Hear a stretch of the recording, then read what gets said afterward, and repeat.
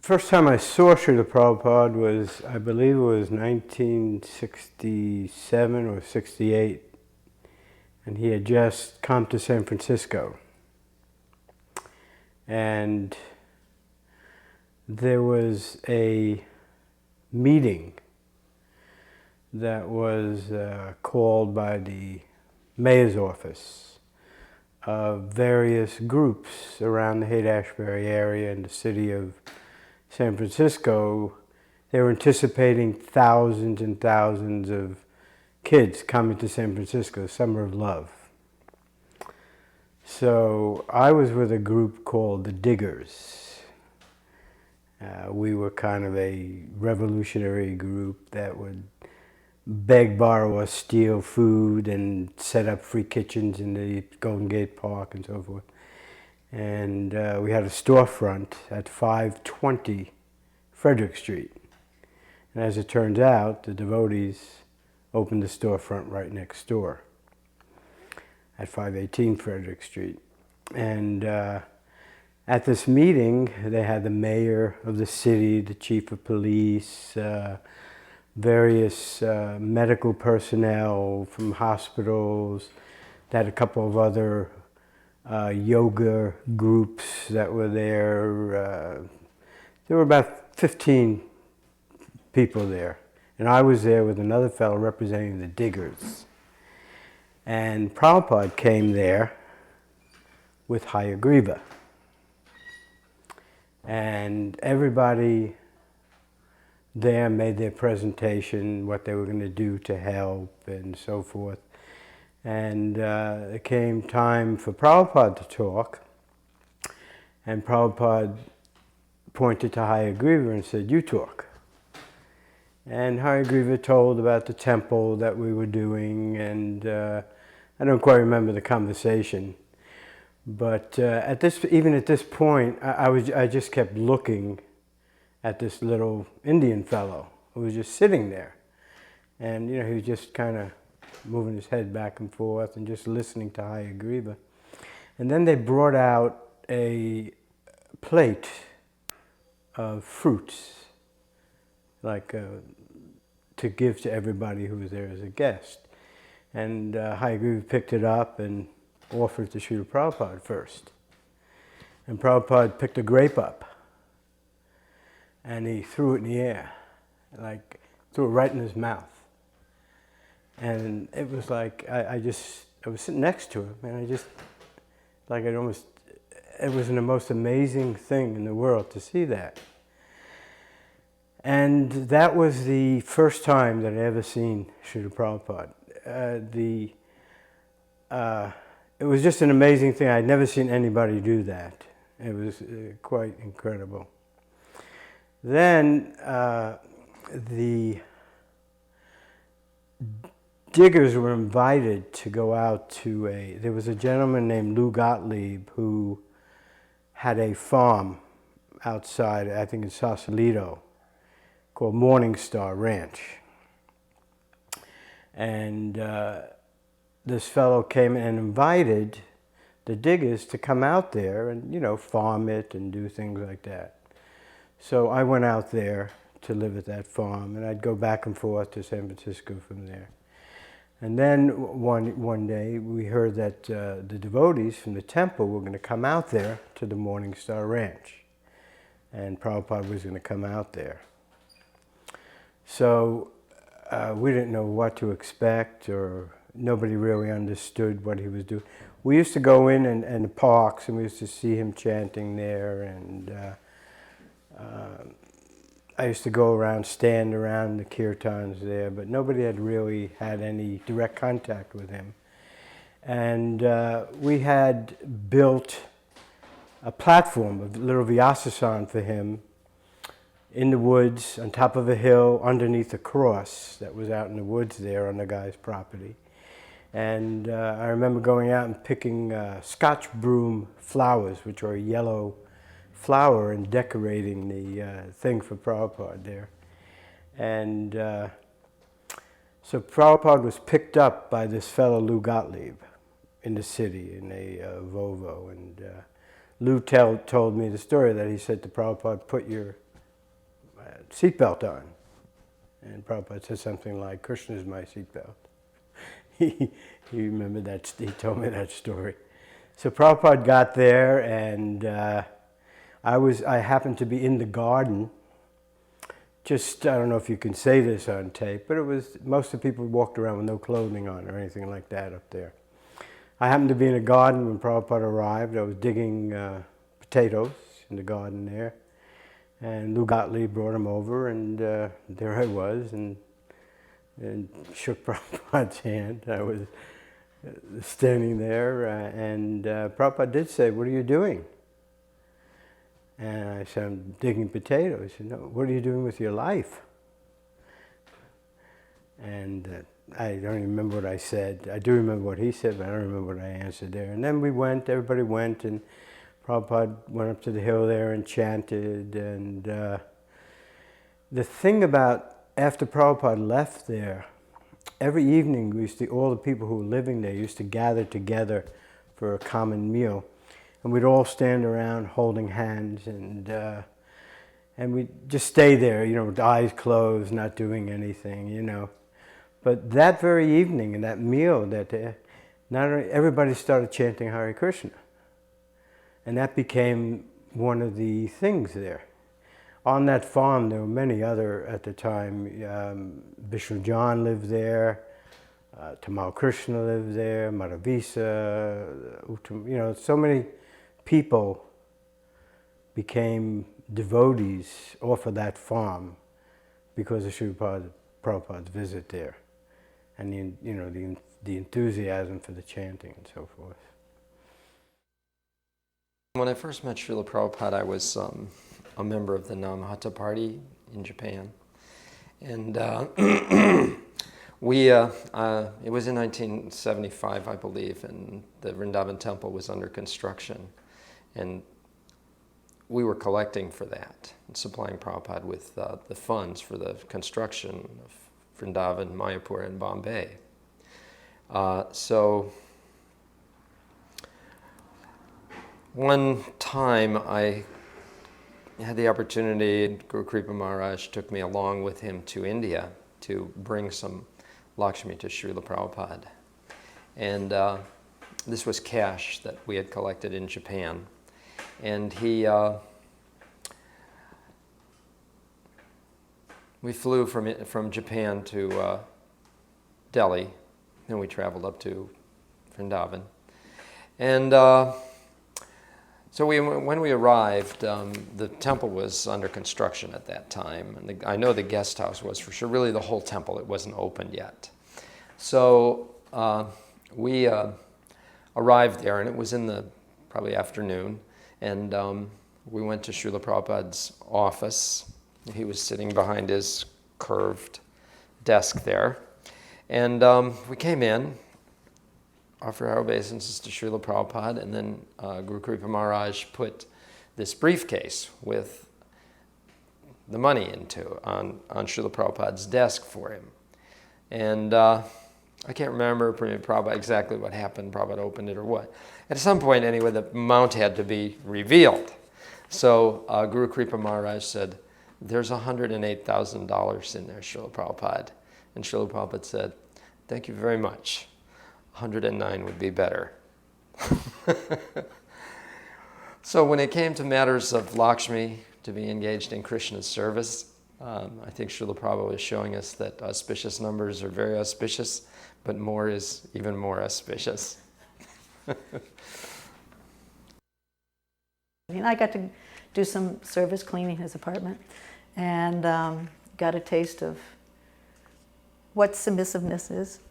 He actually demanded submissiveness somewhere out of the deep depths of my heart. I guess I came a little bit of submissiveness after many, many years of just being the independent person. So this is what what created that faith in Srila Prabhupada, that actually we are servants.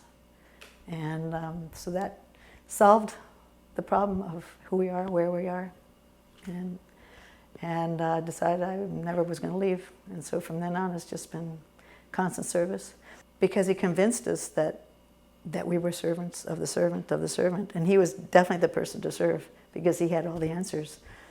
And he had the engagement for us, the positive alternative that we didn't have before. I mean, I always thought I was spiritual, but I had no engagement in spiritual life. So Srila Prabhupada was so kind to immediately engage us. I mean, the minute I walked in the temple, can you polish the brass? Can you make a garland? I didn't know what a garland was. So that's what was so fulfilling.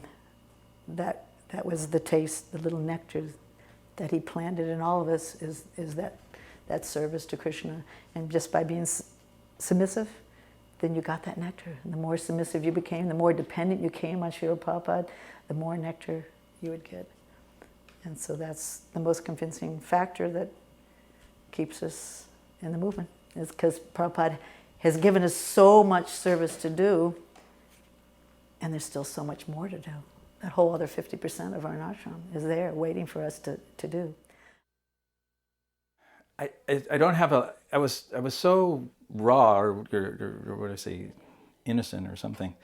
I didn't know that it would be okay to go where Prabhupada was giving darshan and actually listen. So I was like someplace else, looking through windows to try to get a glimpse of him. I mean, devotees were kind of funny. Like, I was sitting there, and sometimes I would see devotees, like heads pop up outside the windows of the house. They're trying to get a glimpse of Prabhupada, So one day Arvinda said, yeah, you can go in there. I said, really? So I sat down, and it was just at the end, Prabhupada was speaking, and he was comparing this material world to a dream. He said, isn't it just like a dream? He said, suppose, you have a dream and you think you're the king. You really think you're the king. But when you wake up, what reality is there? So similarly, we have these bodies, we have this identity as American or Indian or whatever. But what is the reality of that thing? And it was finished. This was during the Rath Yatra festival in San Francisco in 1975. So Srila Prabhupada was giving a class about who is eligible for punishment, who is qualified to be punished. And he said, according to someone's mental state and the crime that he has performed, he's brought in front of the magistrate, and then he is judged. And he said that children are not punishable. And so there was a lot of devotees in the audience, and everyone cheered. Children are not punishable. And then he said, women are also not punishable. And everyone cheered even more. And then, all of a sudden, a child cried. And Bahalasva stands up and says, okay, all children out of the temple. And Prabhupada said, no, that's okay. Children are not punishable. So everyone laughed. And then he said, so also women are not punishable, but don't take advantage. And then also everyone laughed. And he said, children are not punishable, women are not punishable, saintly people are not punishable, and old men are not punishable, and cows are not punishable. So he said, in this assembly, no one is punishable. Everybody cheered. That's my big story. We had an engagement for Prabhupada that evening at the WRUF, the radio station at the University of Florida, student run. But it was a very professional place, and Prabhupada had a particular interviewer who was trying to provoke him, trying to ruffle him, and asking questions like, so what do you bring to the world, this country, that we already have in God? We have so many churches. What are you bringing that is so special? And Prabhupada said, I am bringing the authorized version. Authorized by who, he says. He said, by Lord Chaitanya. The man would never know who Lord Chaitanya was, but he said it so beautifully. He's authorized by Lord Chaitanya. And then he would continue with his antagonistic questions. And finally he said, so how would I recognize someone who is a follower of Krishna consciousness? Like that, a very strong accent. And Prabhupada said, he would be a perfect gentleman. And then we all realized that how beautifully and what a perfect gentleman Prabhupada had just been amidst those antagonistic type of questions. So we're all just falling in love with Prabhupada at every moment because it's impossible not to. His heart is so kind, and even kind to this man who was trying to provoke him. So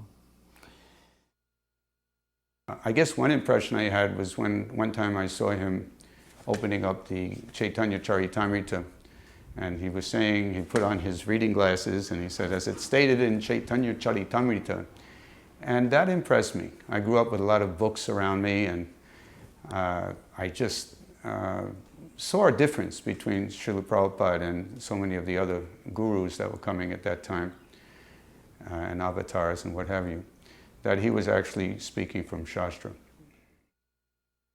One thing that I remember that was a one-liner, and I just love the way Prabhupada worded it, because sometimes he would use words or a sentence in a way that no one else spoke that way. So he said, if you chant 16 rounds daily, your deathlessness is guaranteed. So I never heard such a word, deathlessness. And I still think about that. It was such a beautiful way of saying it. So deathlessness is guaranteed. Somewhere in, I don't know when it occurred, but I was with Srila Prabhupada in Delhi. And fortunately I was good friends with Shruti Kirti, so he was always allowing me to get a little close to Srila Prabhupada. And like that same mood that I had had in Dallas, I was always trying to figure out some way to be in a space. So somehow or another, I was helping Shruti Kirti, backing him up, serving Srila Prabhupada, doing some of the errands and running. And then everyone left, and Shruti Kirti said, gave me the bell, you know, so I was the one who, if Prabhupada rang the bell, that I had to go see what he wanted. And I was certainly hoping he wouldn't ring the bell for some reason. It was too intimate or too much responsibility. But anyhow, Prabhupada did ring the bell, and I came and offered my obeisances. And he's standing in a room next to his room, and he's looking at the wall, and there's really nothing on the wall. But he's asking me about the painting, and asking me, what do I think about the painting? Should the painting be here? And I couldn't figure out whether he was asking me if the room should be painted, what color the paint should be, or should we put some painting on the wall? And I kept, whatever you think, Srila Prabhupada. You know, I was trying to get out of thinking about it, like just throw it back at Prabhupada, whatever you say, Srila Prabhupada. He goes, no, not whatever I say. What do you think? What do you think? What do you want to do for Krishna?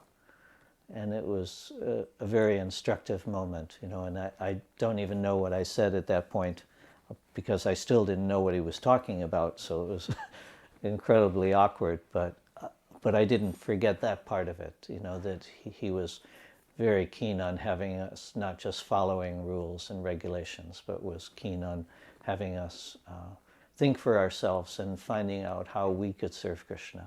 And that Krishna was in our hands also, and he had given him to us, and now we were to use the best of our intelligence how to serve him. Himavati, she told me one story that they were in India because they went on the first trip with Srila Prabhupada to India, and they were living in tents. And I'm not sure where this was, but they were all living in tents. And Hansatuda refused to sleep with her in a tent. And all the other couples were sleeping together in their tents.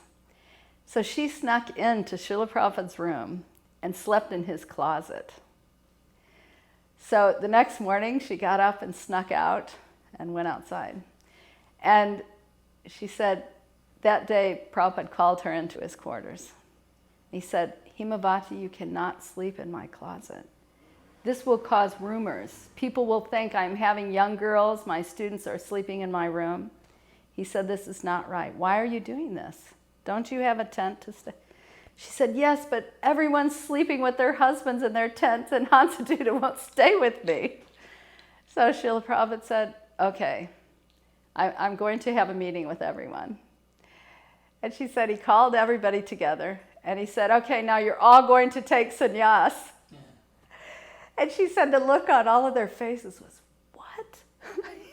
Then he said, sannyas, you sleep separate from your wives. The wives sleep in one tent, and the men sleep in the other. She also told me that she had a cat when she first met Srila Prabhupada. And she said one day Srila Prabhupada came, and he told her maybe she shouldn't have animals. But she said he was so gentle about it, and she was very attached to this cat. But she said one day Srila Prabhupada came to their apartment and just touched the cat with his foot.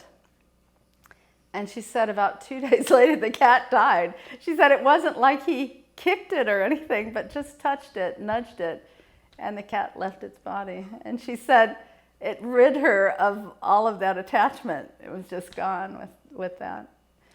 But she was a wealth of stories. He was so kind to her when he'd come to the manor. He was always very kind to her, and said she's a great wife because she can cook and sew. She was a great cook and a seamstress.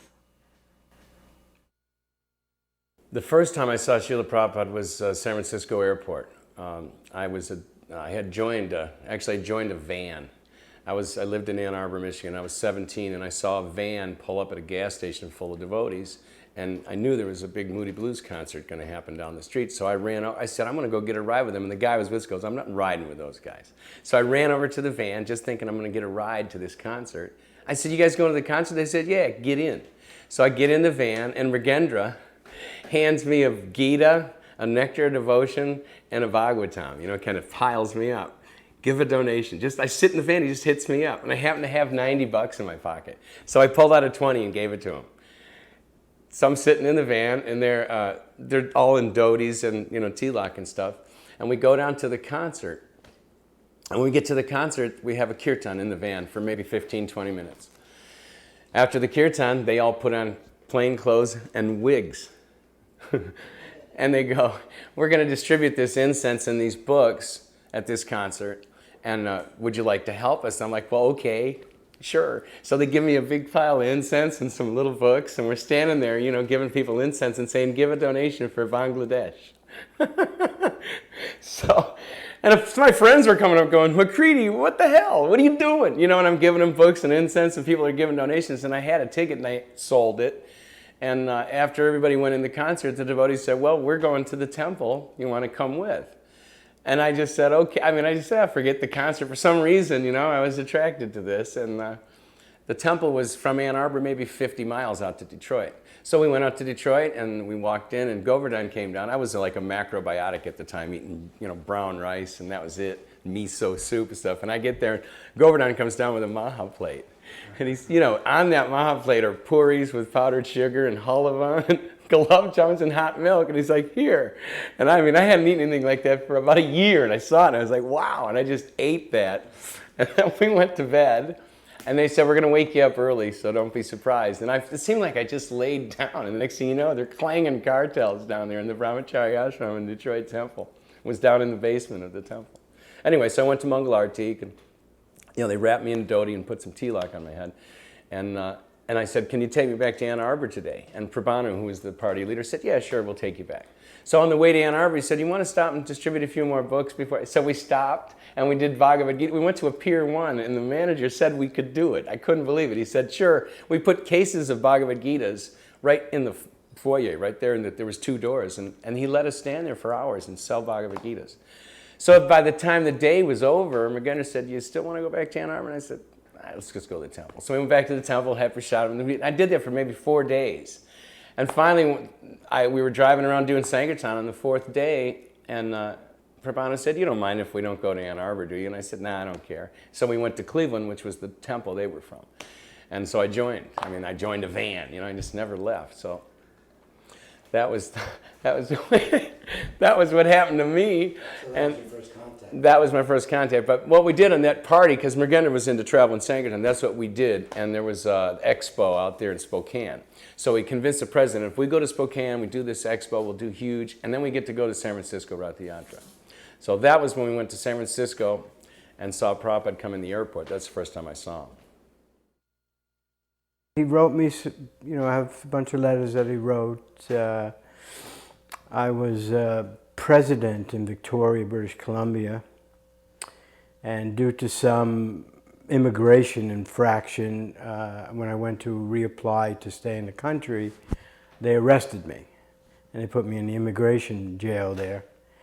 And that very next week, I got a letter from Srila Prabhupada saying, oh, this is, not knowing that I was in jail, said, oh, this is the best thing going, you know, I had written him that we were traveling, distributing books up in Canada at the time. Oh, that is a very good program, that is the best. Sometimes you will run into great difficulties. Talked about the chanting and when the Chankazis stopped the chanting. So I was in jail and not knowing, and so I get this letter saying, good boy. Glad, not that I'm glad to see you in jail, but you're doing the right thing, you know, you're going to get problems like that. First of all, he was listening to Krishna book reading, and it was a story when Krishna and Balaram were being naughty and stealing the butter and yogurt, and he was sitting on a bench, no back or anything like that, and he was really relishing what a rascal Krishna and Balaram were. And then it got to the point where they got chastised, and then they passed urine on the floor, and Prabhupada laughed and he leaned back, and I thought, oh no, he's going to fall off the bench. But he really enjoyed that. You could kind of see his connection with Krishna Balaram. There was a cowherd boy there. And then we heard these doors slamming in the parking lot right next door. And he goes, oh, where's everybody going? And they go, they're going on Sankirtan, Prabhupada. He goes, ah, yes. This is Lord Nityananda's movement, going door to door and getting everyone to chant Hare Krishna. And so Prabhupada was so pleased with Sankirtan. That's always sunk very deeply in my heart.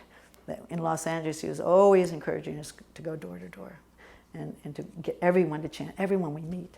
And so that has always imbibed me to see that that's the foremost instruction of Srila Prabhupada, is to chant, be happy, and make others happy. And so that's a big engagement for us, our whole lifetime engagement. I think some of the most important instructions I ever heard from Srila Prabhupada were regarding the chanting of Krishna's holy names. One time I remember in particular was 1977 at the Kumbh Mela. And Srila Prabhupada had been there, and that year was a huge gathering. That was not just the ordinary Mela, that was the Kumbh Mela. Everybody, every yogi in India was there. It was the hugest. And anyway, Srila Prabhupada had been there for some days, and then it came to the time when he was going to leave.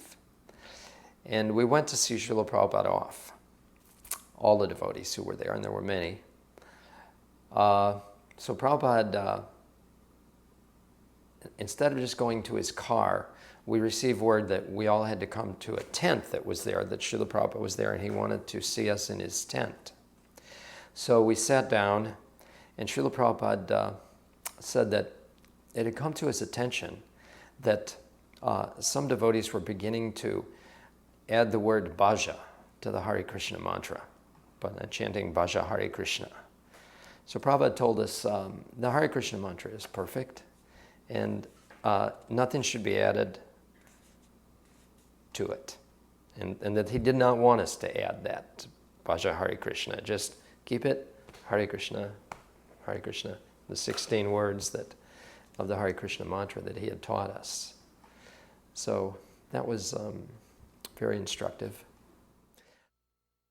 The devotees were going to Allahabad to see Prabhupada at the Kumbh Mela, and they were trying to find someone to make rasgullas for Srila Prabhupada. So I said, okay, I'll make them for him. And I made the rasgullas, and they took them, Vajrahari Prabhu took them to India to give to Srila Prabhupada. And I never found out what happened. And a while later, I found out that Srila Prabhupada, he ate one of the rasgullas, and he passed them around. He said, even the Queen of England could not eat rasgullas made in London, brought here to India. Which was nice. In that place, just simple experiences, and some of them may seem mundane, but just nothing is mundane with Prabhupada. For example, in the house there, one time Prabhupada was in the bathroom, came out of the bathroom, and I didn't know he was in there, so I needed to use the bathroom. And all of a sudden the door opens, and there's, A.C. Bhaktivedanta Swami Prabhupada, Jagat Guru. And, whoa, what do I do? There's no place to offer obeisances. I don't know what to do. And Prabhupada, Jai. That's all he said. And then, you may remember a section of the Bhagavatam, Jada Yoga, Rishabdev, that he does this thing where he, lie down in his own stool and his own urine because it's like lotus flowers. It smells like lotus flowers because he's so pure. So I walk into that bathroom after Prabhupada used it, and oh my God, it was like flowers, It was just like an overwhelmingly beautiful scent in the bathroom. There was also one light that was always on across the street from the temple. It was always, somehow or another, this light was always on, even though it was daylight. And Prabhupada had told the devotees, what is that light doing on? So it went on. He was very, very concerned that the light should not remain on during the day. This is conservation of Krishna's energy. Also, sometimes he would be writing, drop a pen, and then put it to his head. And he saw everything in relation to Krishna. So this was in Chicago Rath Yatra. And most devotees who had some ingenuity, they would find a way to get to Srila Prabhupada, who was anywhere nearby. And so even money was no obstacle because we would, collect along the way or something and get there. So I was just, I had to see Srila Prabhupada, I had to go to Rath Yatra. So this particular event took place in his room. And again, a room conversation. And I was sitting really close to Prabhupada. It was right just 2 feet in front of him.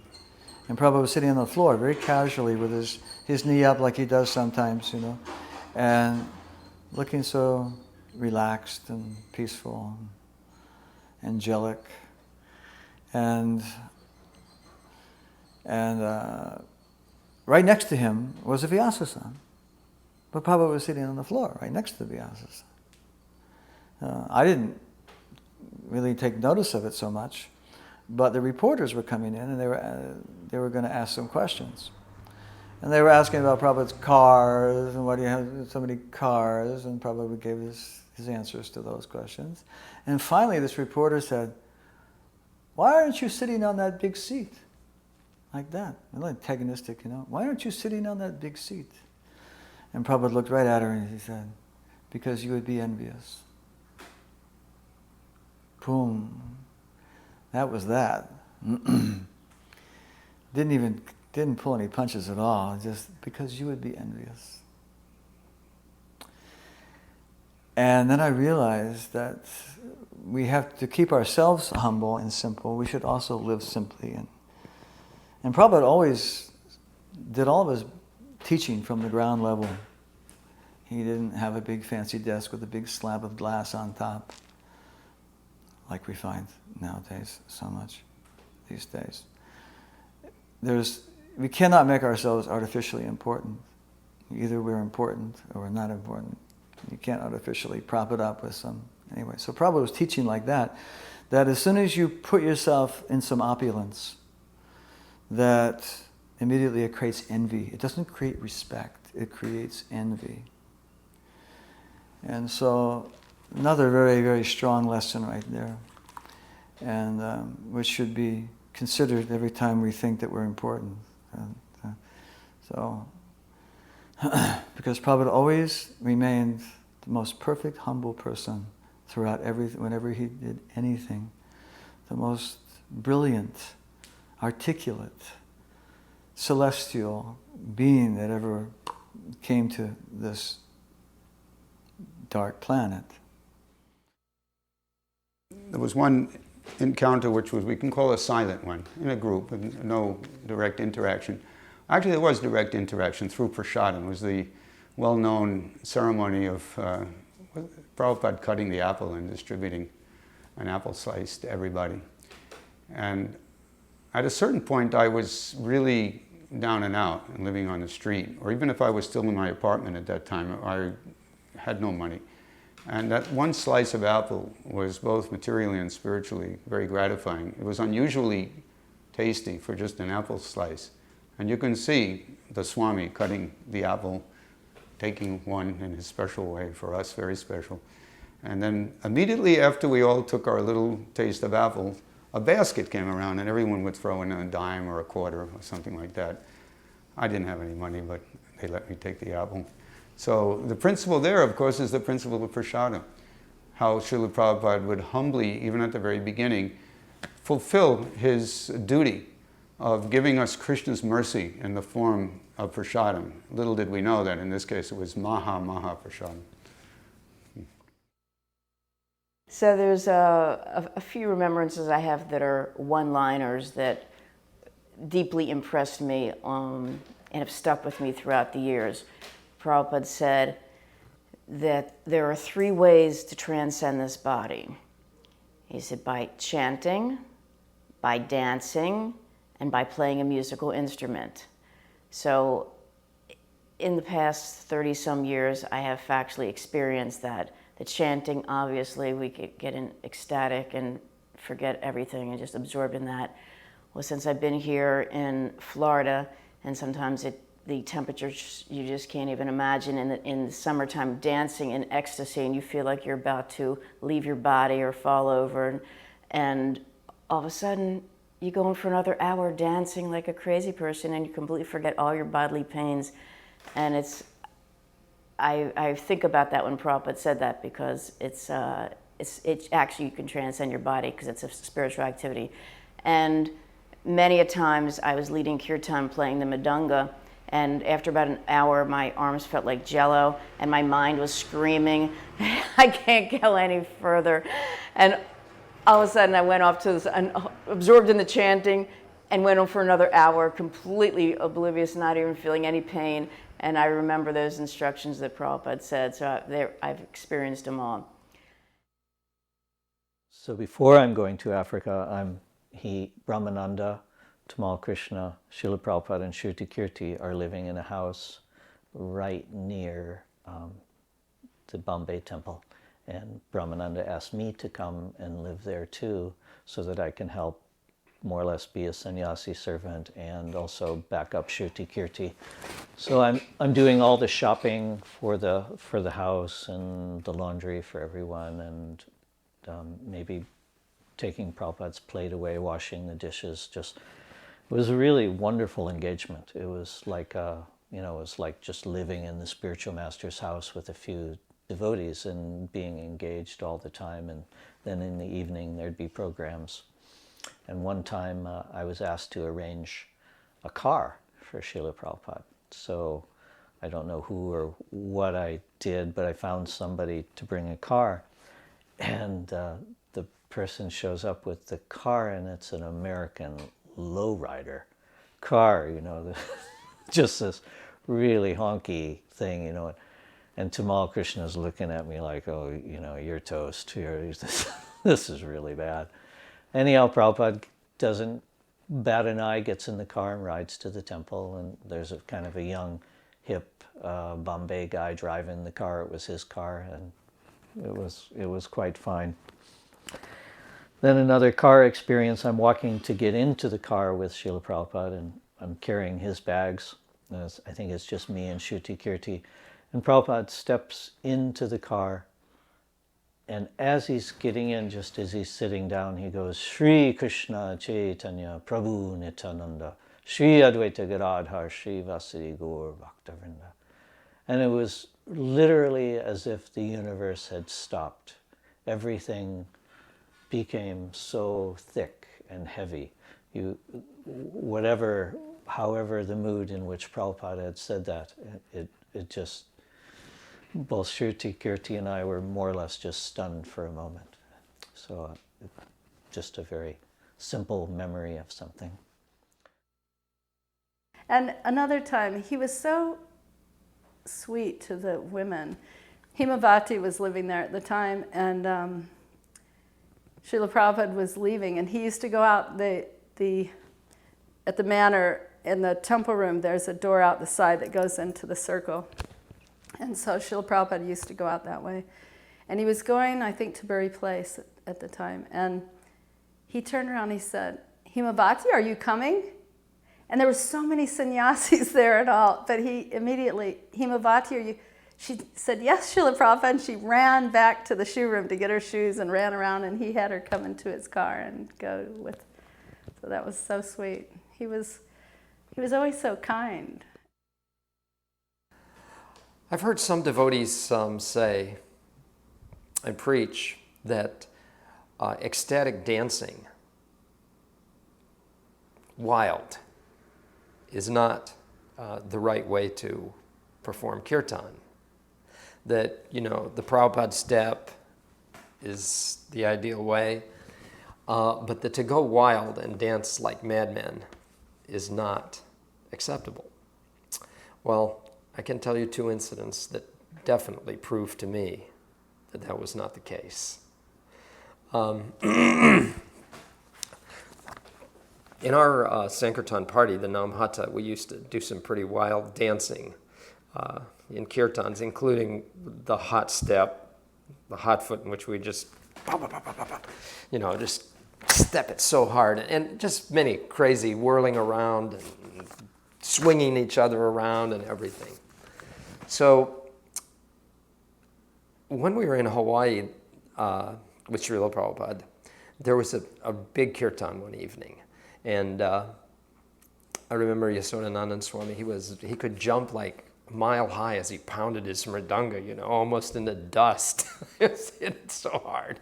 He was leaping so high. And the devotees were all, especially the Namhata devotees and all the Hawaii devotees, were dancing like madmen in that kirtan. And Srila Prabhupada was on his Vyasasana there for it. So at the end of the kirtan, Srila Prabhupada began to say the Jayom prayers. And when he got to all glories to the assembled devotees, he changed it. All glories to the assembled dancers. All glories to the assembled dancers. Like that.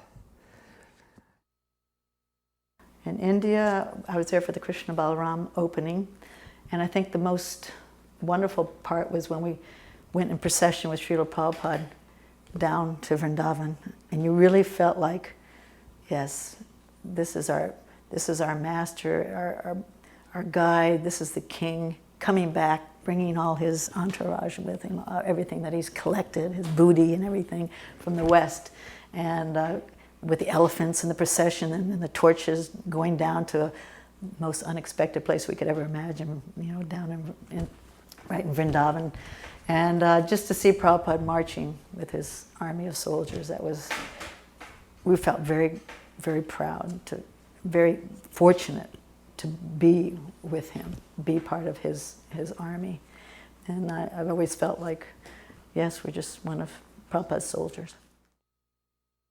We all went into San Francisco airport to wait for Prabhupada, and there was hundreds of devotees, with flowers and garlands, and kirtan was going on, and it was amazing when Prabhupada finally emerged out from, because we were watching all these people come in, and we're like, where is he, where is he? And there he came, and we all paid obeisances and got up, and I looked at Prabhupada, and I don't know what it was. It was just like, it was something that you never experienced before, although I had been anticipating it for so long by reading and listening to his lectures and stuff. And when I saw him, I didn't know what to think. I just felt like I was so lucky to be there. And there he is. There's my spiritual master. And I remember Guru Kripa came walking up, and I talked to him later about it. He had a check for $80,000, and he came up to Prabhupada and he handed him a check. And Prabhupada took off his chadar and wrapped it around Guru Kripa. And I remember that really clearly because I was close there, and all those devotees were there, and there was Guru Kripa and Prabhupada, and it was amazing. that was it on the airport thing. At the Rath Yatra parade, Mrigendra said, don't just go and chant and dance, distribute books, you know. So we were out distributing books in front of the cart.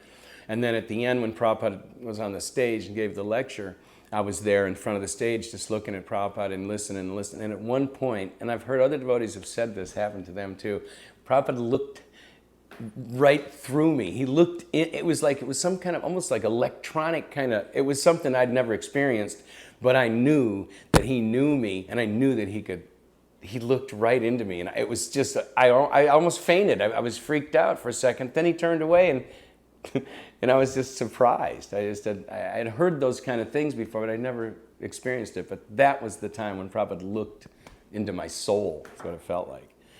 And that was a really nice thing.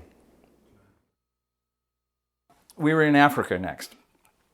And my friend here, Parameshwari, and Bivakar, and somebody else, maybe, Charnarvin, and we're sitting around. Bivakar's got his nose in the atlas.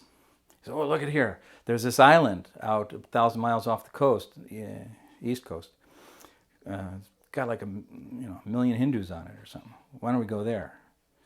So in Prabhupada style, actually Parameshwari went there first, and they said, yeah, it's a good place. So Bivakar and I went next. And Bivakar and I went Prabhupada style. And what that means is we had a trunk of books, enough rupees that you could count on your fingers, and a letter of introduction. And we started. And that is not such a rich place. So it was a bit of a struggle. But after, I don't know, maybe a year or so, somebody came up with the idea. I wouldn't be surprised if it was Mr. Gautam Tilak, who was the secretary to the Minister of Agriculture in Mauritius, that why doesn't your guru meet the Prime Minister? And that was suggested. Prabhupada said, yeah, it's very good. Prabhupada would like to speak to leading people. So we made all kinds of arrangements, and Prabhupada came once. Somebody donated to us for a couple months a beautiful beach house to stay in for Srila Prabhupada. And then he went to South Africa, he came back and stayed in another beach house in the south. It was very nice. As far as that goes, a couple of the experiences that stand out in my mind. One time, for example, Prabhupada was going on the morning walk. And in Mauritius, the main crop was sugar cane at that time. And some of the guys on the sugar cane trucks were a little silly, I'll say. And they like to mock us. They see us and Hare Krishna, Hare Ram, Dam, like this. So they did that even when we were walking with Srila Prabhupada. And so one of the devotees said, Prabhupada, what happens to a person when they chant Hare Krishna like that? And with a lot of conviction, he said, they are liberated. I went on one morning walk with Srila Prabhupada. And we were going up the road from Bhaktivedanta Manor. And I kind of went to the front because I usually had to do service at the temple. So this was the one that I got to sneak out on. And Srila Prabhupada was talking about Krishna. Somebody said to Prabhupada, oh, Srila Prabhupada, why, we hear that in Vrindavan, they were all dressed in so many stones and jewels, and how did they do that without mining? And then Prabhupada said, because Krishna was present. He said, then Mother Earth wanted to give. Krishna and Balaram were there. So he said, the pearls would appear just in the streams and all the jewels, and they could just pick up and make their jewelry. I thought that was really nice. Most of these things that were all in New Dwarka, because I spent some time there when Prabhupada was there in the early 70s. He said in a lecture, he said, even if you don't feel like dancing, you should force yourself to dance and the bliss will come. So many times, sometimes you come in the temple, you might be in the modes and you're feeling tired. And then I remember that and I start to just shuffle back and forth. And after a short period of time, I'm swept away, and we're ecstatically dancing. And it's I remember Prabhupada's instructions saying that, force yourself to dance and the bliss will come. And it's true. and it's not an ordinary experience. We think, oh, it's dancing in the temple, but this is part of our philosophy. Is as Prabhupada said, dance for the deities. It's an ecstatic, transcendental experience, and it gives him great pleasure. Another very important instruction to me personally that I heard from Srila Prabhupada was on that morning walk that I went on with him in Vrindavan. He talked about many things that morning. He sat down, we walked out away from the town of Vrindavan and out the other way. And then Prabhupada sat down on the side of the road for a while with cushions. Shrutikirti had brought some cushions and they were fanning him. And Prabhupada sat there and he talked about many things that morning. And one of the things he said, which has always stuck in my mind, is that disciple means instrument in the hands of the spiritual master. Disciple means to be instrument in the hands of the spiritual master. So, that's something that's stuck with me. I can't say I've always fulfilled it, far from it, but I still cherish the thought and hope to. But there's just a picture of like a hammer in Srila Prabhupada's hands, and he just uses it for whatever he wants, however he wants, and that's the position of a disciple of a bona fide spiritual master like Srila Prabhupada. So this was back in Bombay again when I was living in that house with Tamal Krishna, Brahmananda, and Shruti Kirti, and I think it was one day, midday, Prabhupada had called Tamal into his room, and I was more or less Prabhupada's room was there, and then there was a middle room, and I was sitting more or less standing guard or just, being there in the house, a bit on call. And Prabhupada was talking with Tamal, and I began to hear Tamal raising his voice and more or less really arguing vehemently against Srila Prabhupada. And Prabhupada was talking, the subject was that Tamal should go to China.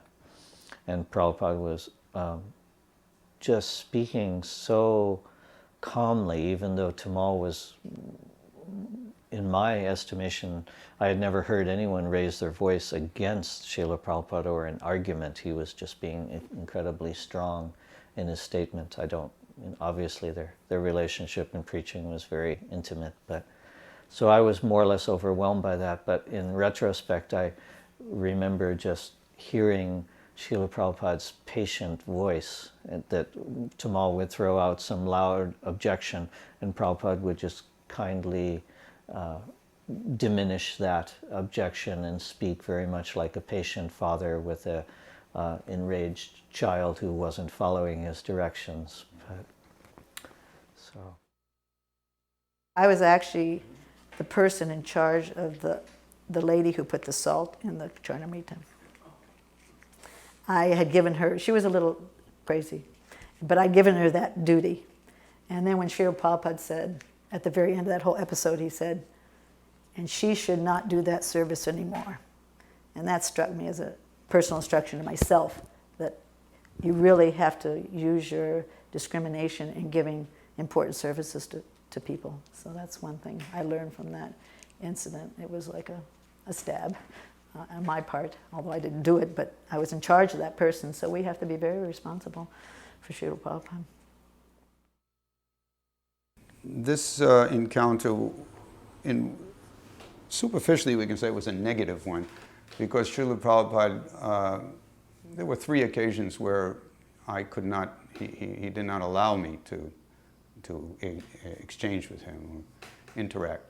And this was one time where he said, I cannot speak to you now. I have to do my translating. I'm very busy. Now that was not the typical reception.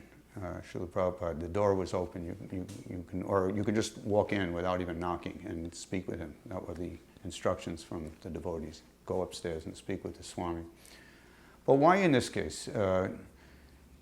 This was also in the book, Planting the Seed, this particular episode. Because there was this young girl, and I had a little motorcycle, and I put her on the back of the motorcycle, and I wanted to show off my guru to her. So I guess the principle here is, Tasmad gurum prapadyeta jigyasur shrayo uttamam. In other words, there has to be at least some bit of sincerity in your approach. If you're trying to impress someone else by showing them off your guru, then the guru is not going to become your plaything. So that was another encounter. It was a short one. We left very politely. It was a letter. It was a letter that one of his godbrothers wrote to him when he first got to New York, and the letter was what would they call them? His godbrothers called him. So what do you see there? And Prabhupada wrote back, he said, I see only demons. I see only demons. So Prabhupada had his work cut out for him, trying to convert a country of demons into devotees. I see only demons. So this is the greatest miracle that Prabhupada said, well, you showed me a miracle. And Prabhupada said, yes, these boys and girls are all miracles. They have given up all this material life and they become nice devotees of Krishna. This is the most amazing thing. One time we were cooking for Srila Prabhupada, and Mandakini was in charge of the cooking, and I was just helping her. And she sent up prasadam, and Prabhupada sent his servant back down and said, taste it before you send it up. I thought that was funny. We were all laughing.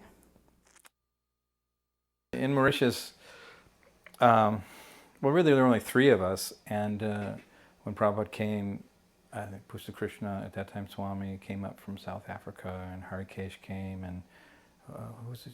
Back to Godhead, Bugarba, was that his name? Bhargava came, and a couple others came. So there's still only 9 of us. So we got to do, all of Prabhupada's services.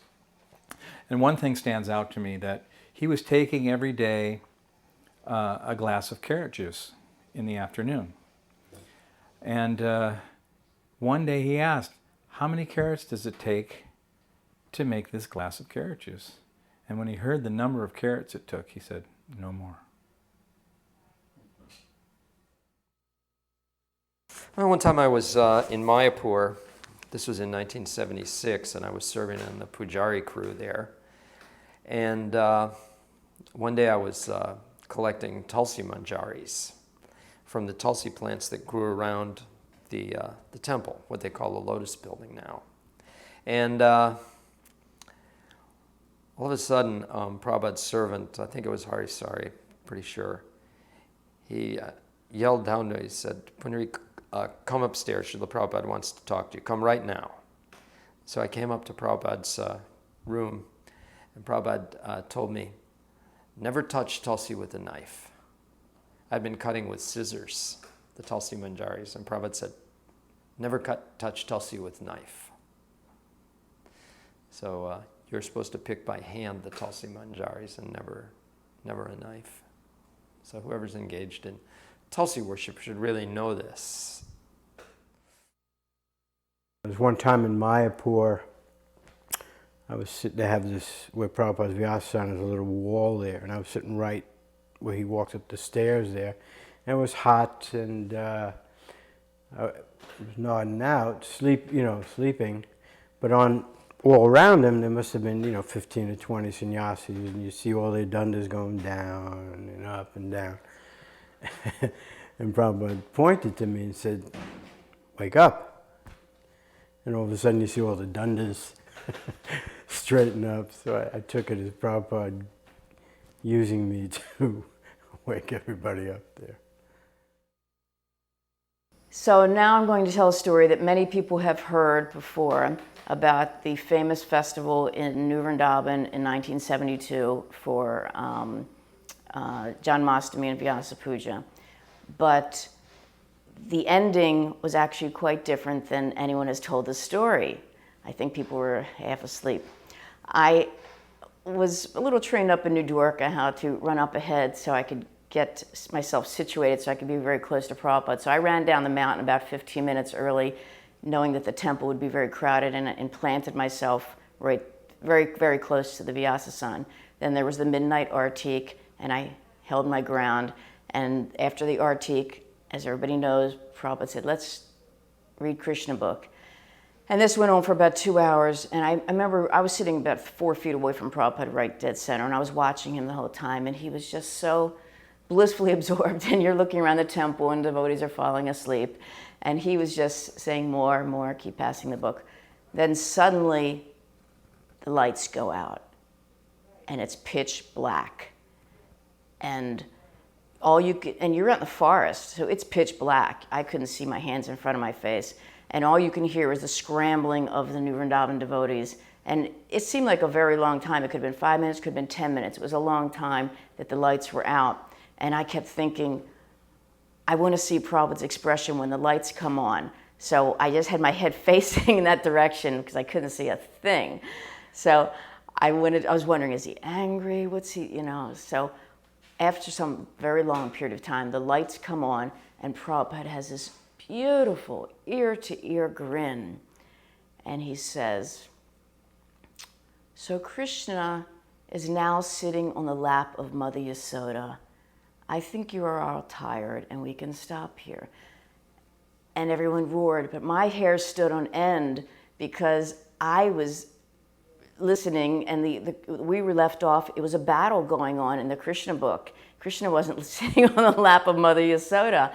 And so when he said that, I was thinking, what happened during that time when the lights are off? I pictured a little blue boy sitting on his shoulders. And it was so ecstatic because there he said, Krishna is now sitting on the lap of Mother Yasoda, and we weren't talking about that. So I wanted to share that because no one had seemed to mention that. And to me, it was the most significant thing that here Prabhupada was seeing Krishna sitting on the lap of Mother Yasoda. And it was so ecstatic, and he was so happy. Prabhupada was just so blissful and so compassionate, just telling devotees, now you can go now, it is okay. Krishna is sitting lap of Yasoda. Hare Krishna. So also I got to drive Srila Prabhupada to the beach every day in the Jeep. And he would sit right next to me. I would sit right next to him. And it was more or less like being, he would chant Govinda prayers while he was riding in the Jeep, and the Jeep had no canopy on it, and we would ride to the beach. And I remember thinking of myself as someone in the World War II driving a great general to a battle station, and he was holding on to the top of the Jeep as we were driving and chanting Govinda prayers. And then we would walk on the beach. So then it came my time to, somewhere during that time, Prabhupada had asked Brahmananda, he said, so who is this boy? Who is this boy Parameswari? And Brahmananda came and told me that. And, it was like Prabhupada's taking notice of you, he wants to know who you are. And I said, oh, that.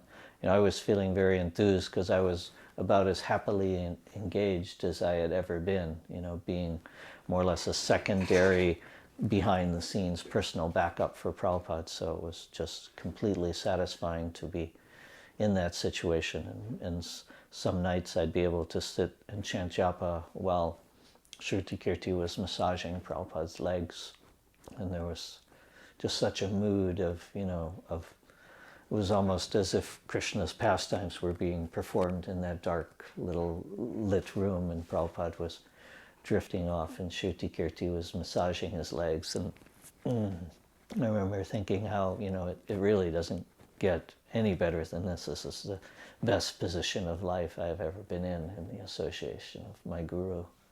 And just daily so many realizations and intimate feelings were coming. So anyhow, it comes time to say goodbye to Srila Prabhupada, because it's time to go to Africa. And I catch Srila Prabhupada at a nice time. I guess he's just had his breakfast, and I go into his room and tell Srila Prabhupada I'm going to Africa. And he was very aware, from Brahmananda, and he was also very encouraging of the devotees who went to Africa, because it was far away and more or less a austere place to go to. And he was exceptionally kind. went in and paid my obeisances and told him I just wanted to say goodbye, Srila Prabhupada, I'm going to Africa and ask for your blessings. And he said, yes.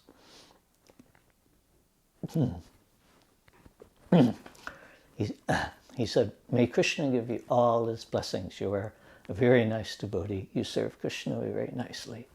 I said, here, take my garland. And he gave me his garland, and then he gave me a glass of orange juice and looked at me and said, Hare Krishna, and sent me on my way. So I went out of there more or less feeling like my whole life was successful. That certainly his benediction is there all the time, but when you get it or get that intimate feeling and kindness, it was, yeah, it was very overwhelming. Really sweet experience.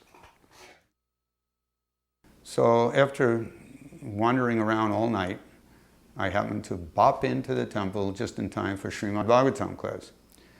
And when I appeared at the door, Srila Prabhupada already knew me. He already knew that I had certain problems, besides birth, death, disease, and old age, and more immediate,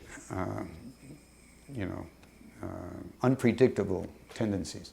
So when I showed up at the door, he stared at me, or almost glared at me, and he knew me by my first name, which was L-O-N. So he said, Lon, did you take LSD? He really put it to me. So I said, no, Swamiji. And I wasn't exactly lying because I hadn't taken it for a while, but this was still going on, the effect of the last overdose. And then he was looking at me. If I remember correctly, the class came to a stop, at least temporarily. And he watched as I made my way right to his asana. And I was so intoxicated that every time I put my foot on the floor was moving away from me. So I was walking in a very unusual way. And he was seriously studying my every move. And he held peace until I landed, so to speak, right in front of him. And I kept my silence and I behaved myself. And the class went on. So there's a lot of principle there. Again, skillful means and devotional service is a razor's edge. From the point of view of Prabhupada, what should I do with this boy? He may disturb the whole class. At the same time, he's a spirit soul. He's part of Krishna. This is Srimad Bhagavatam. He needs to hear it. So giving the benefit of the doubt, step by step, he let me come to him and tolerate it and then went on with the class. So that was, again, this kind of appreciation wasn't something I was able to have on site, but as the years went by, I was able to understand. I hope I'm understanding it correctly. This was in New Vrindavan on a morning walk, and Prabhupada was walking. There's quite a few devotees, and devotees were talking about this and that, and I was kind of walking in the background a little bit. But the main topic that everybody really wanted to talk about was the war, because at that time Prabhupada said there was certain to be war, because they have made all these weapons, they will use them. And so, being young in our young bodies, we were eager to protect them and find out ways to try to avoid getting bombs dropped on us. So farm projects were springing up everywhere like that. It was that time. And Prabhupada was walking and different questions were being raised, but no one asked a question about the war.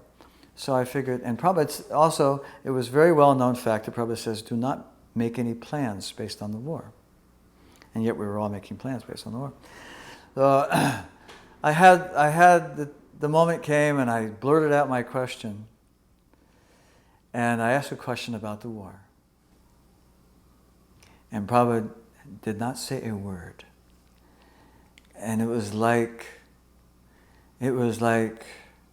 being crushed by a mountain. And all the devotees looked at me like, why you ask a stupid question like that? Prabhupada doesn't want to do that. That's what was in their faces, you know. And Prabhupada never answered the question. I just felt so, why did I ask that question, you know? Prabhupada, we already know that Prabhupada says don't make any plans based on the war. Why am I repeating another question about the war? So it was very instructional. I never mentioned the war again, not to anyone.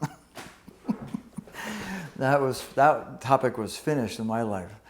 So that's how that was instructional. So.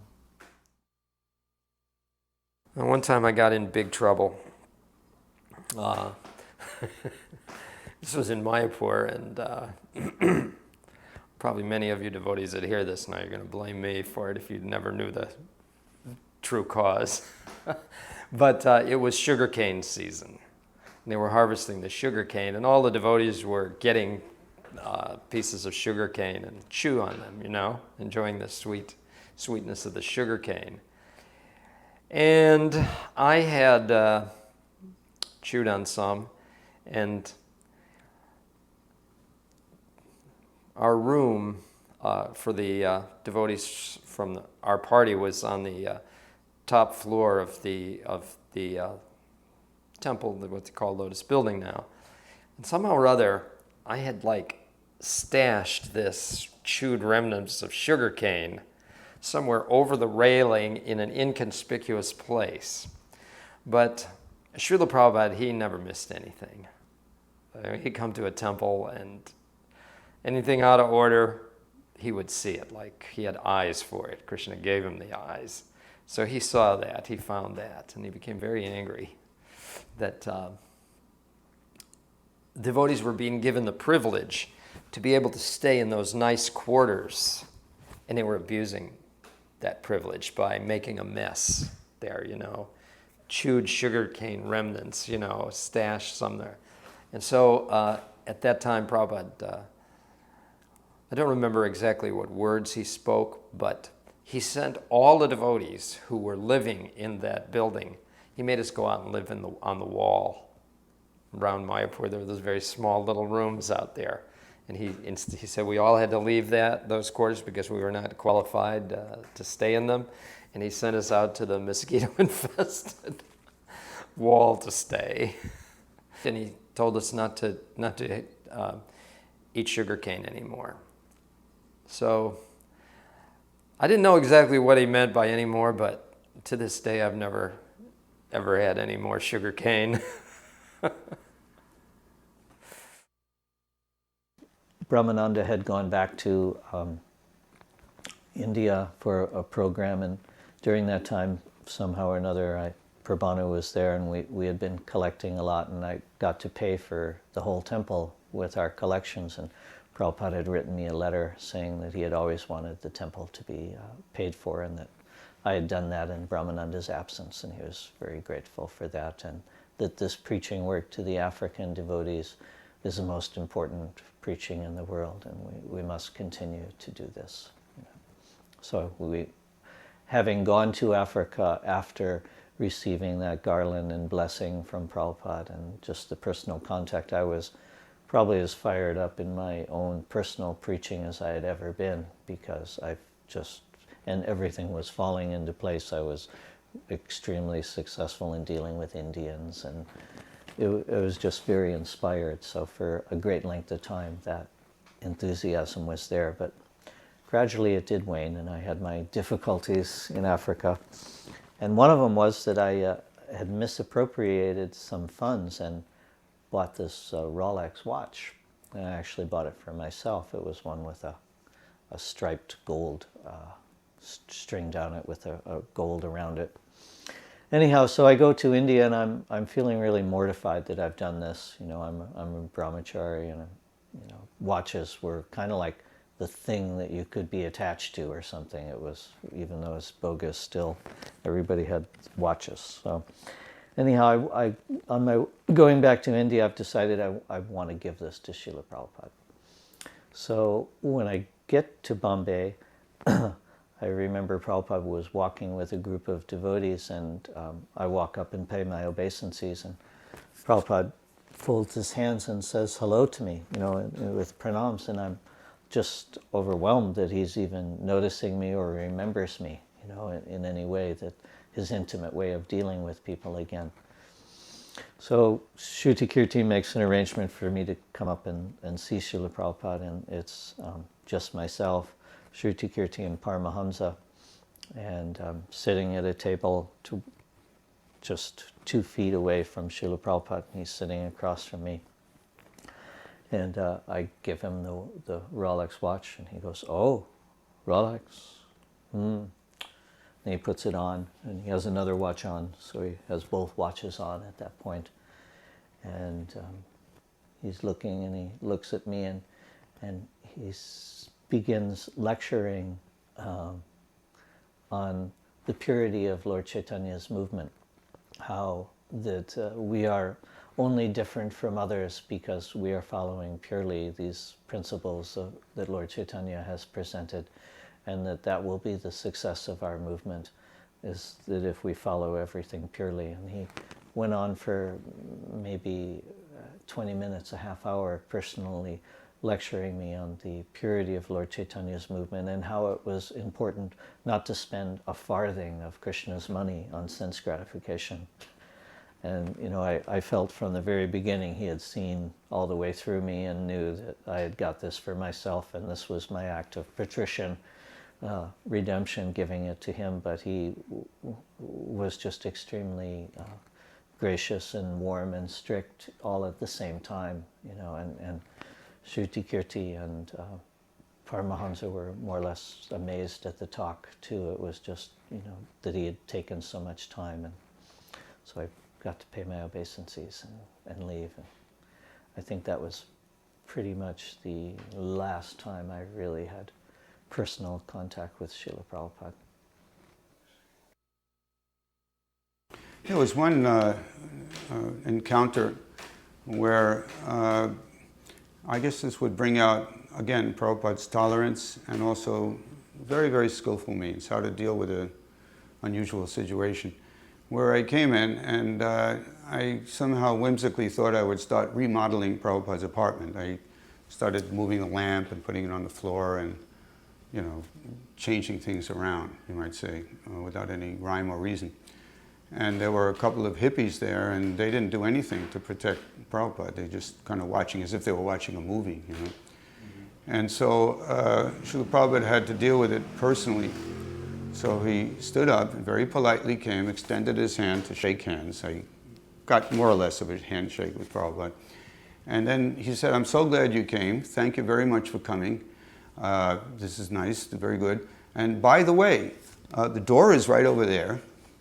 And he gracefully ushered me out. So that little incident showed his genius, how to deal. It could have been a lot rougher. If it was anyone else, I don't think it would have been as graceful as that. Sri Prabhupada was so easily pleased by our actions. I remember at the Rath Yatra, the family dog auditorium, he was so pleased with that Rath Yatra. Just looking, I remember him after he gave his lecture, and he looked at all the hippies and all the crazy people and the smoke-filled room and everyone having a good time. And I think that was the time that I saw him most pleased. He looked at the people and he said, "This is such a wonderful process." He says, "Just look, you can dance, you know, for hours, dance and chant. And when you get tired of dancing and chanting, then you take prasadam." He says, "This is such a nice process." He says, everyone can be engaged. And he was just so pleased to see everybody engaging in Krishna consciousness. And I was given the responsibility to, or the opportunity, to actually make this little puffed rice knuckle dana. And he had a little decorated container in his office and on his desk. And he would, when kids came up or anybody, he was so pleased with everybody, so kind. He would just give them a little bit of this puffed rice. So I thought that was such a sweet thing. He was very reciprocal, and he was pleased with what we were doing, and we were pleased just to get a couple little grains of puffed rice from him. And he really encouraged us by showing that whatever you can do for Krishna, he was very satisfied with. And the more we can do, I think, you know, the more we can get satisfied, and I think we could do much more. I think that's the thing that he really struck my heart, is that you can do so much more. Because you could see him, he did more and more and more and more. And his vision of saving the world, sometimes him saving the whole universe, that we should conquer the whole universe, was you know, a big order for us. And he really wanted us to do that. So we have no excuse for sitting back being lazy. We've got a lot of work to do, even in our old age, to keep up with him. I think Pusta Krishna was giving him a massage. No, he was reading from the fifth canto. The fifth canto had just come out, and Prabhupada was knocking the moon thing and going off on that. But Pusta Krishna was reading from the reactions to sinful activity part, and Prabhupada was taking his massage from whomever. Chechu Guru, actually. And Pusta Krishna looked up at Srila Prabhupada at one point and said, Prabhupada, is this really what happens to someone when they do this? And Prabhupada kind of chuckled. So it was almost, you couldn't understand whether he was like, he said yes, but the way he chuckled was sort of like, well, you know, it's not real. In the sense that we're spirit soul and we actually have nothing to do with this material world. Like Krishna says in the Bhagavatam, it's superfluous to the soul. So there was sort of that mood in his chuckle, I thought. But at the same time, he said, yes. Massage continued. The most intense of all my encounters with Prabhupada was when I was really desperate. I had no money, I was on the street, and I came and I said, Swamiji, still puffed up, extremely so. I said, I'm like you. I'm spreading the word. I'm telling people about, you know, Krishna and Om and all these things. But I work all day and nobody gives me any money. And Prabhupada looked at me and he went, like, tisk, tisk, tisk, tisk, you know, pathetic case. And then he became very serious and he said, simply join us and we will solve all your problems. Again, at the time when he said all your problems, I didn't know it was birth, death, disease, and old age. Later on, I realized what he meant. One time, Guru Kripa Maharaj wrote a letter to Srila Prabhupada. And in this letter, he expressed that the devotees were really having a hard time in Japan. There was a lot of opportunity for sense gratification, and sometimes devotees were taking advantage of it in various ways. And so Prabhupada wrote a letter, and in it he stated that the devotees are really struggling to do this collection here. And he was, I believe what he was trying to put across to Srila Prabhupada is, can we get out of here? You know, but the service was important because that's where the money was being collected for Vrindavan, Mayapur, and Bombay. So Prabhupada wrote back in his letter, you should know that I am pleased when my devotees are struggling. So Krishna consciousness is not easy. Not easy to follow the principles of it, not easy to do the instructions, chanting 16 rounds, or, going to the Mangal Artik, and so many instructions. Now, and also service in Krishna consciousness may not be easy either. You may have to struggle hard to do that. But Prabhupada said, you should know I am pleased when my devotees are struggling. Parentheses, for me, for my service, for Krishna's service. I had one final darshan with Prabhupada in 1972. Now it wasn't so easy to sit down with Prabhupada because Prabhupada was now known as Prabhupada, and the Hare Krishna movement, of course, spread all around the world. This was in Boston, and the devotees kindly set up this darshan. When they introduced me to Srila Prabhupada, they made a mistake. They said, this is Bhaktalan. He used to speak with you at 61 2nd Avenue in the early days.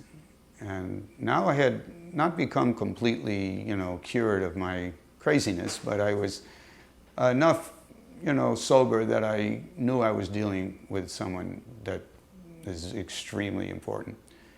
And I was already chanting Hare Krishna and, beginning the process. So I was too nervous to, this we hear from many devotees, how nervous they become in the presence of Prabhupada. So yeah, I had advanced enough that I was nervous to be with Prabhupada. So I couldn't bring myself to explain. No, it wasn't 61, it was 26. But at the same time, I wanted him to remember me. I wanted to connect the original encounters with this. So as we're walking in, we're sitting down, and to try to help Srila Prabhupada remember our conversations earlier, I said, Srila Prabhupada, when I used to speak with you in 1966, I was very crazy. And when Srila Prabhupada heard this, he raised his eyebrows and looked me right in the eye and said, oh, are you still crazy?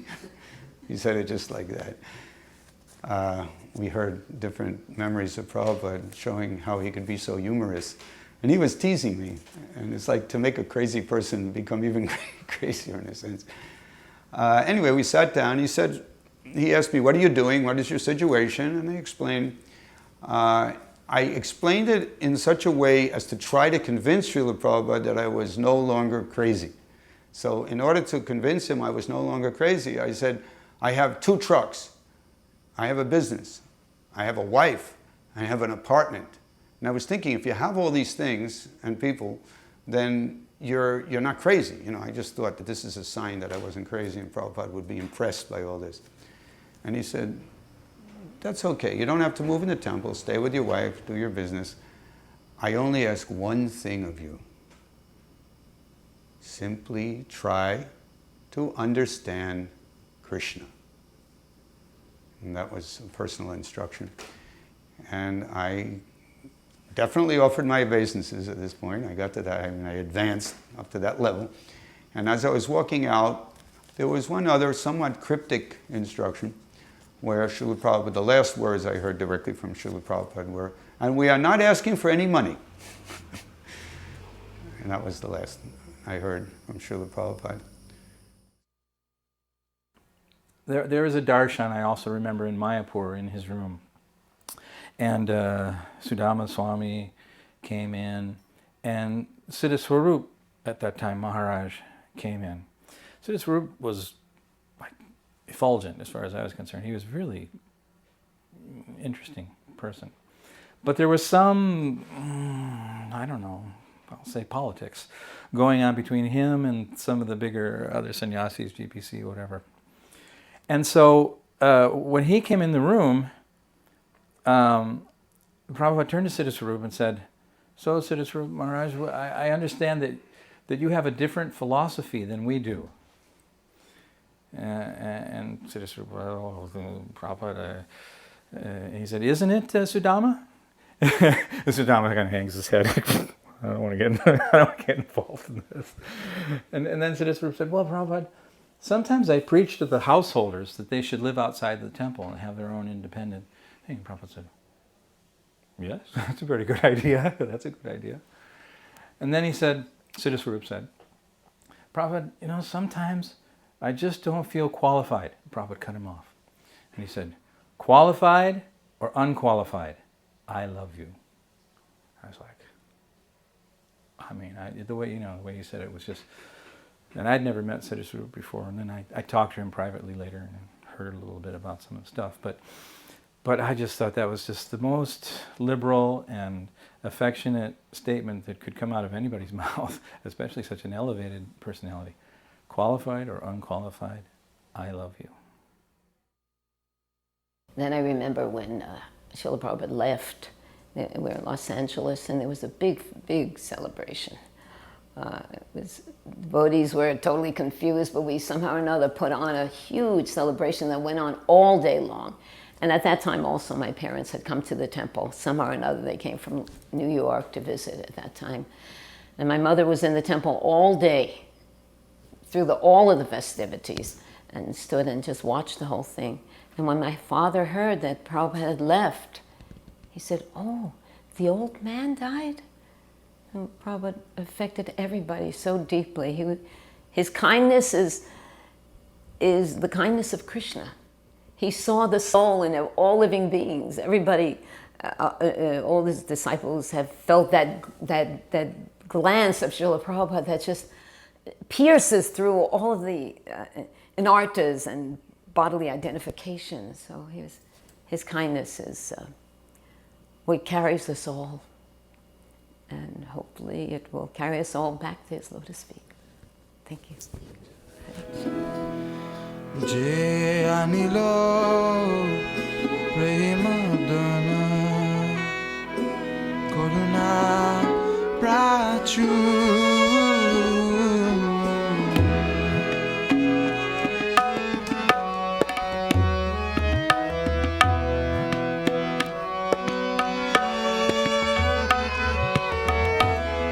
Jayanilo Premadana Karuna Pra